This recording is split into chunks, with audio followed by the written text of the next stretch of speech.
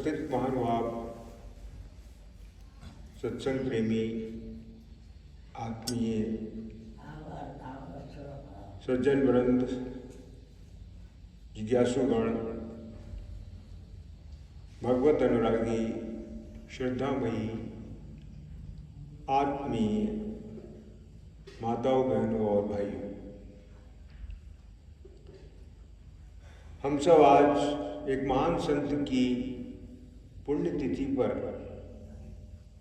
उन्हें अपनी भावभीनी श्रद्धांजलि अर्पित करने के लिए इस पावन स्थल पर एकत्रित हुए हैं। आज के दिन की एक विशेषता और है कि आज ही के दिन परम पूज्य स्वामी शरणाजी महाराज, जिनका चित्र आप देख रहे हैं सामने, एक महान योगी थे, ज्ञानी थे और भक्त, तीनों गुण थे, पर पूर्ण जीवन था। तो उन्होंने आज ही के दिन मानव सेवा संघ की वृंदावन में स्थापना की। आज इस संस्था का स्थापना दिवस है, फाउंडेशन डे, और आज ही के दिन उन्होंने भगवान के धाम को प्रयाण किया। पहले से निश्चित कर लिया। ये बहुत कम होता है कि कोई डिसाइड कर ले कि मुझे इस दिन शरीर छोड़ना है। ये मनुष्य के हाथ में नहीं है, ये भगवान के हाथ में है। लेकिन भगवान के कोई बिरले भक्त ऐसे होते हैं कि जिनको भगवान ये चॉइस दे देते हैं कि भाई ठीक है, तुम जब छोड़ना चाहो तब छोड़ो। तो स्वामी जी महाराज ने पूर्व निश्चित कर लिया था कि मुझे आज ही के दिन अपने इस भौतिक कलेवर का त्याग करना है। तो आज से लगभग 50 वर्ष पूर्व 25 दिसंबर सन 1974 को इसी मानव सेवा संघ के प्रांगण में, संकुटी में, परम पूज्य स्वामी जी महाराज ने अपनी यही लौकिक लीला संवरण की। अपने भौतिक गीता जयंती भी है, देखिए आप क्या संयोग बना है। और उस दिन, जिस दिन परम पूज्य श्री स्वामी जी महाराज ने अपने भौतिक कलेवर का त्याग किया, अपने शरीर का त्याग किया, 5 भौतिक, तो उस दिन क्रिसमस भी था। 25 दिसंबर था, वो क्रिसमस था। और कोई मोमडन्स का भी त्यौहार था, मोक्षदा एकादशी, अपने हिंदुओं की गीता जयंती, इतने पर्व एक साथ एकत्रित थे। आप संयोग देखिए, क्या कमाल की बात है। तो स्वामी जी महाराज का जीवन ऐसे ही था। सभी धर्म संप्रदायों से ऊपर उठकर उन्होंने एक ऐसी चीज दी मानव को कि जिसको अपनाने में किसी को संकोच ना हो, चाहे किसी मत के मानने वाले हो, किसी संप्रदाय के हो, आप किसी देश काल को बिलोंग करते हो। ऐसी चीज है, ऐसी चीज आपको कहीं नहीं मिलेगी। देखिए, हमारे अपने भारतवर्ष में हमारी आदि पुरातन संस्कृति, सनातन वैदिक संस्कृति है। कितने ऋषि मुनि, उच्च कोटि के दार्शनिक और ये हुए हैं, पुरोधा हुए हैं। एक आध तो नहीं हुए, लंबी लाइन है। कितने ऋषि हुए, कितने जो है वो, वेद व्यास जी ने तो कहते हैं कि भाई 4 वेद 6 शास्त्र 18 पुराणों का प्रणयन किया। सप्त ऋषि हुए, और नारद आदि, अगस्त और वशिष्ठ और विश्वामित्र, जाने कौन कौन हुए, बड़े बड़े। तो जिन्होंने अब भागवत जैसी ग्रंथ की रचना की, किसने की, भगवान जाने, कमाल है भाई। महाभारत वेद व्यास जी ने लिखा, उसमें कहते हैं कोई चीज ऐसी नहीं जो महाभारत में ना हो। तो उन्हीं महापुरुषों की श्रृंखला में परम पूज्य स्वामी शरणाजी जी महाराज भी एक ऋषि थे। ये पूर्व काल के कोई ऋषि ही आए थे, भगवान ने भेजा था हम सबके कल्याण के लिए। और उन्होंने युग के अनुरूप, आज की हमारी जो बोलचाल की भाषा है हिंदी में, और आज के युग के अनुरूप दर्शन दिया, जिसमें एक देशीता की गंध भी नहीं है। कोई कहे साहब हम राम को मानते हैं, कोई कहे नहीं हम कृष्ण को मानते हैं, कोई कहे नहीं हम तो शिव को मानते हैं, कोई कहे नहीं हम तो दुर्गा को मानते हैं। तो भाई ठीक है, मानो। अब परेशानी ये है कि इतने मतांतर और संप्रदाय हमारे भारत में, अभी कुंभ आने वाला है, इलाहाबाद में, तो आप जाके देखेंगे कि वहाँ पर वो नज़ारा दिखाई देता है। हमने देखा कि वही बड़ा आश्चर्य लगता है कि कितने संप्रदाय हमारे देश में। उनकी वेशभूषा है, कोई लाल पहने, पीला पहने, कोई गेरुआ, कोई कैसा, कोई सफ़ेद में है, वैष्णव सफ़ेद में है, तो सन्यासी गेरुए वस्त्र में। सन्यासियों के अनेकों जो है वो मतांतर संप्रदाय है, गिरी, पुरी, स्वामी, सरस्वती, भारती, ये वो परांटिम का पता नहीं कितना है। वैष्णवों में अनेक हैं, नाथ संप्रदाय के अलग हैं। जैसे हमारे मुख्यमंत्री जो है वो योगी आदित्यनाथ जी वो नाथ संप्रदाय को बिलोंग करते हैं, उसमें भी एक से एक बड़ी विभूतियाँ हुई हैं। तो हमारे भारत में अनेकों संप्रदाय हैं। एक जगह कुंभ में ही एक जगह जमावड़ा लगता है, वहीं देखने को मिलेगा आपको नज़ारा ये, और एक कहीं मिलेगा नहीं आपको। सारे भारत से दक्षिण भारत में देखिए कितने मठ हैं, कितने संप्रदाय हैं, कितने वो उनके वो हैं, हैरानी होती है। तो अब कोई ऐसी चीज़ देना जो सबके लिए ग्राह्य हो, जिसमें किसी को जिसको स्वीकार करने में किसी को आपत्ति ना हो, ये कमाल की बात है। स्वामी जी महाराज ने कहीं उनके साहित्य में, उन्होंने 40 से अधिक पुस्तकें लिखाई हैं, कहीं साहित्य में भगवान का नाम नहीं है। मतलब हमारे राम, कृष्ण, शिव, दुर्गा, ये जो भी हमारे देवी देवता हैं, अनेकों हमारे देवी देवता हैं, भैरव है, हनुमान जी हैं, ये है वो है, कितने हैं, कहीं नाम ही नहीं किसी का। अच्छा, और सगुण को मानो कि साकार को मानो, निर्गुण को मानो कि निराकार को मानो, कोई झगड़ा ही नहीं, झगड़ा समाप्त। तो 6 दर्शन हमारे यहाँ अपने आप प्रशस्त हैं, पूर्व मीमांसा, उत्तर मीमांसा, न्याय, वैशेषिक, सांख्य और योग। स्वामी जी ने 7वां दर्शन पुनीत किया। आज उनके समय के एक बड़े संत थे स्वामी रामसुखदास जी महाराज, उन्होंने बहुत अपनाया स्वामी जी को। उनके शिष्यों ने तो खैर कुछ थोड़ा सा उसमें मिलावट भी की। तो रामसुखदास जी कहते थे कि भाई स्वामी शरणानंद जी महाराज को मैं 7वां, उनकी वाणी को, उनकी बात को मैं 7वां दर्शन मानता हूँ।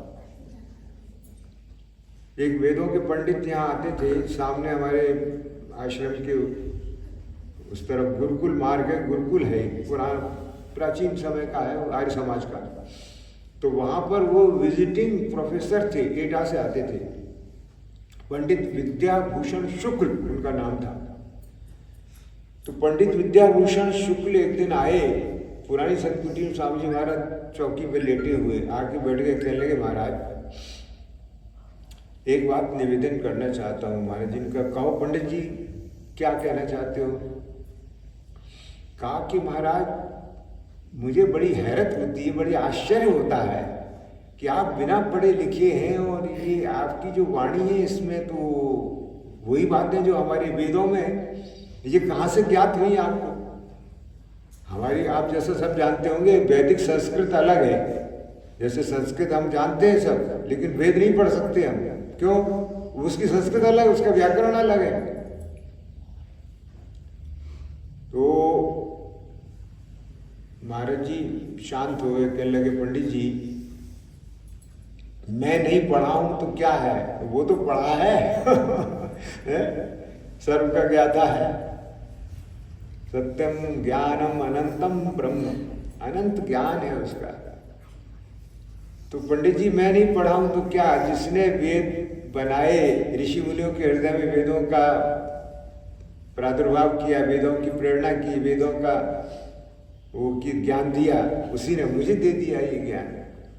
लगे महाराज बस कमाल है, मैं तो नतमस्तक हूँ कि सारे हमारे वेदों में जो ज्ञान है वही आपकी वाणी में है। ये वो कह रहे हैं वेदों की ज्ञाता।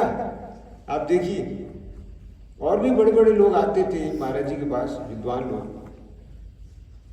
तो एक जगह दक्षिण भारत में, पूना की बात है, पता नहीं कहाँ की, महाराज जी प्रवचन देने गए, सत्संग के लिए स्थान स्थान पर भ्रमण करते थे, घूमते रहे सारे जीवन भारत में।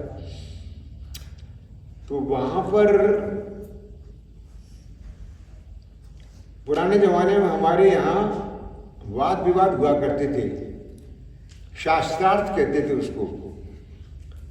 उसमें एक पक्ष होता था वादी भयंकर, दूसरा होता था प्रतिवादी भयंकर। ये उनके टाइटल थे। वादी भयंकर कोई एक बात रखेगा, प्रतिवादी भयंकर उस बात को काटेगा। आप जानते होंगे। तो अब तो नहीं होते शास्त्रार्थ, जैसे आदि शंकराचार्य का मंडन मिश्र का हुआ था। मंडन मिश्र को हरा दिया तो जीवित समाधि ले ली उन्होंने। तो वो वहां पर कोई पुराने जमाने के एक प्रतिवादी या वादी भयंकर थे, वो वहां रहते थे और उनको मालूम पड़ा कि कोई उत्तर भारत से प्रज्ञा चक्षु संत आए हैं सत्संग के लिए, तो वो सुनने के लिए चले आए। कहा कि सुनो क्या बोलते हैं भाई, क्या कहते हैं। ये वादी भयंकर जो है ये शास्त्रार्थ महारथी होते थे, ये खूब शास्त्रों में पारंगत होते थे, ज्ञान रखते थे। तो कौतूहलवश, उत्सुकतावश, जिज्ञासावश जानने के लिए कि क्या कहते हैं वो आ गए। तो महाराज जी ऐसे मंच पे बैठे हुए थे और अपनी बात कह रहे थे, तो वो लोगों ने उनको आते देखा।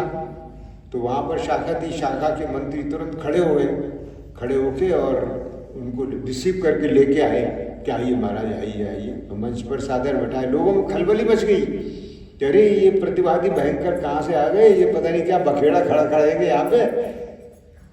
तो महाराज जी को कुछ पता नहीं, बोलते चले जा रहे हैं।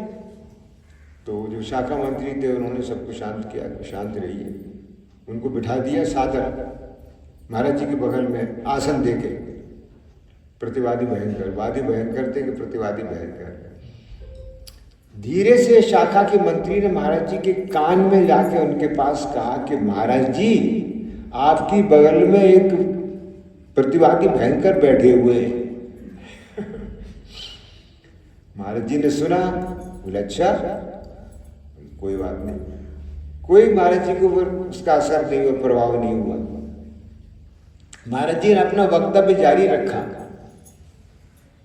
जब महाराज जी का वक्तव्य पूरा हो गया तब स्वामी जी महाराज ने बड़ी विनम्रता से हाथ जोड़कर और अपने बगल में जो बैठे हुए थे प्रतिवादी भयंकर, उनकी ओर मुखातिब होकर कहा कि हे प्रतिवादी भयंकर जी, मैंने अभी तक जो कुछ कहा उसमें कोई बात ऐसी तो नहीं कही जो शास्त्र विरुद्ध हो।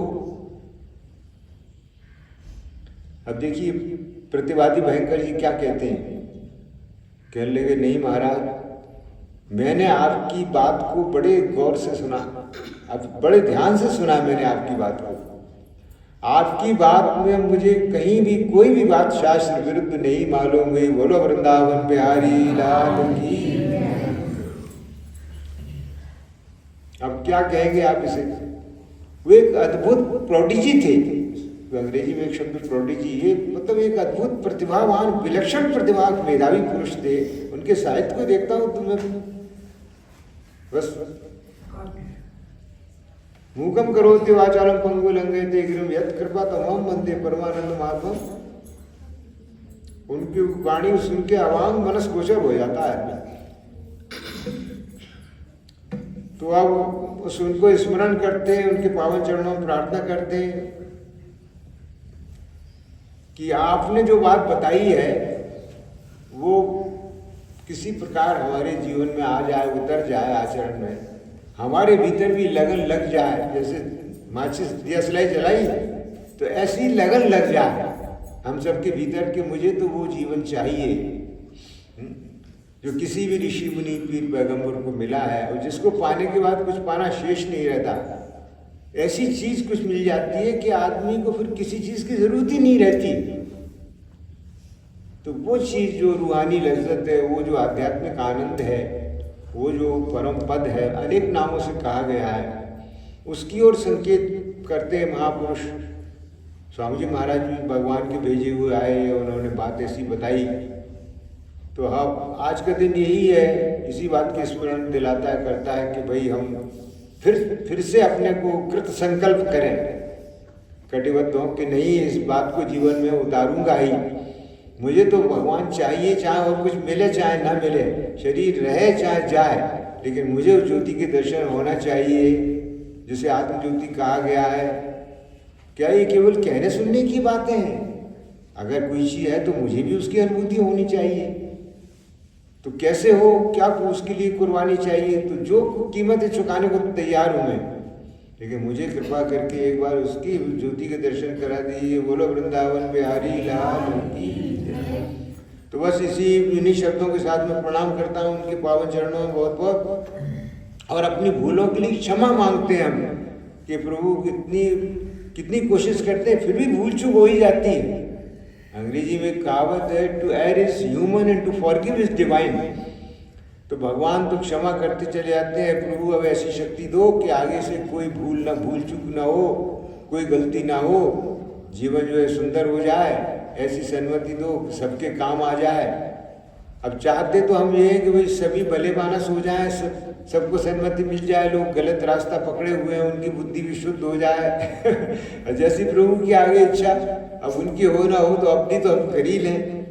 तो इन्हीं शब्दों के साथ मैं महाराज जी के पावन चरणों में प्रणाम करता हूँ, और परम आदरणीय हमारी जो बहन जी है, महाराज जी की लाडली, उनकी मानस पुत्री बहन जी से निवेदन करता हूँ कि वो 2 शब्द इस अवसर पर आप सब भाई बहनों को निवेदित करें। हरि ओम तत्सत।